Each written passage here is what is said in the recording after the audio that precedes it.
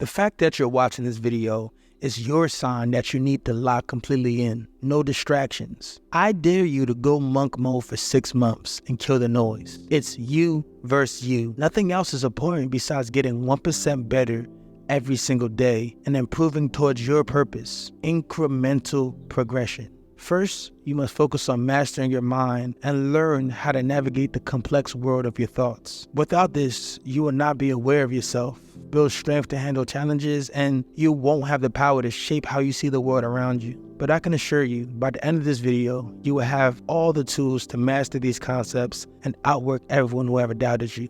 So what exactly is the mind? The mind is a battlefield, a war zone where good and evil constantly fight against each other. Whichever one you train and feed the most will end up the winner. When you become victorious in the mind, you will then be the one behind every decision. Whatever you let control your decisions will be the determining factor on whether you sit around all day playing video games or actually do the hard work. If you decide to get up, do the work, and be productive, this is called self-discipline. It's doing the hard work, especially when you don't feel like doing it. Going to the gym, especially when you don't feel like it, is discipline. Doing the chores you know you have to do, that's discipline. Deciding not to go out to the club and stay in and lock in on your craft, that's discipline. You see, the art of discipline is training yourself to think like someone that is different amongst others. Because now more than ever, people are choosing not to do the work that is supposed to get done, but you're different. You're not one of those people. Discipline is literally analyzing what your brain doesn't want to do and then doing it. So what is something that you don't want to do right now? Just do it. I know all of us have something that we need to fix, whether it be constant partying, not going to the gym, procrastination, lust, or even patience. Slowly but surely, taking little steps out of your comfort zone will expand your arsenal and that allows you to upgrade yourself in life altogether. Discipline, however, is different from motivation. After watching this video, you might become motivated to do something you wouldn't have done otherwise. Know that this feeling you have right now is temporary. The difference between discipline and motivation is that motivation is like a sudden urge to do something, but afterwards you fall back into the normal state of not doing the hard work. While discipline is a lifestyle of doing things that you don't especially want to do, but you do anyway because the job isn't finished. There are two types of people in this world. Those who follow a consistent plan and take action, and those who think about doing these things but instead wait too long and by then it's just too late. Motivation is fake.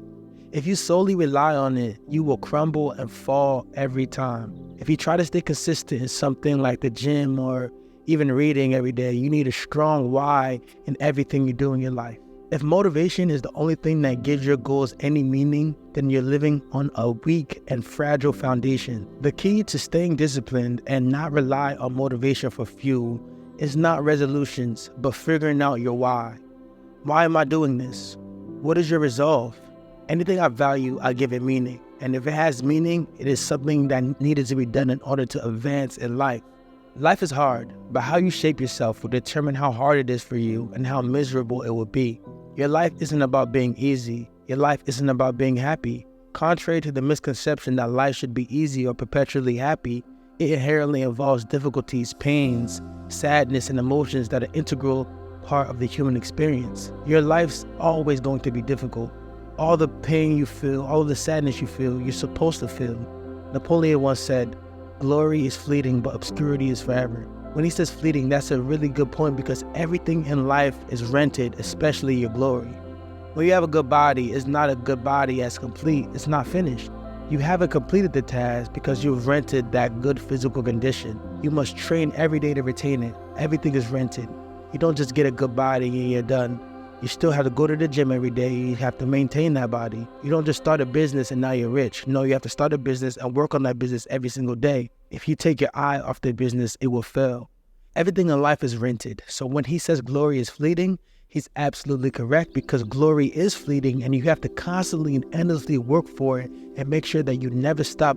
Otherwise, it will be taken from you.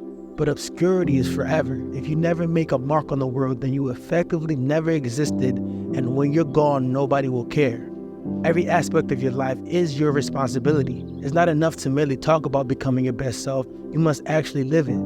Engage in genuinely difficult, stressful, and scary experiences to evolve into the person you aspire to be. Taking responsibility means actively seeking and choosing the right difficulties to overcome, constructing the character worth having. Pain, as a teacher, plays a pivotal role. Learning things the hard way is an intrinsic part of life, and every adversity is an opportunity for growth. Every single time something bad happens to me, I see it as God teaching me to make a more wise, more formidable, and capable opponent. And that's how you have to approach life. Just like heroes in movies, real-life heroes go through adversity. The hero's journey is synonymous with suffering, and without it, one cannot truly become a hero. To be a man is to endure, to face challenges head-on, and to grow into a better version of oneself. Acknowledging that for 80% of the movie of life, you're likely to suffer, lose, and encounter frustration is crucial.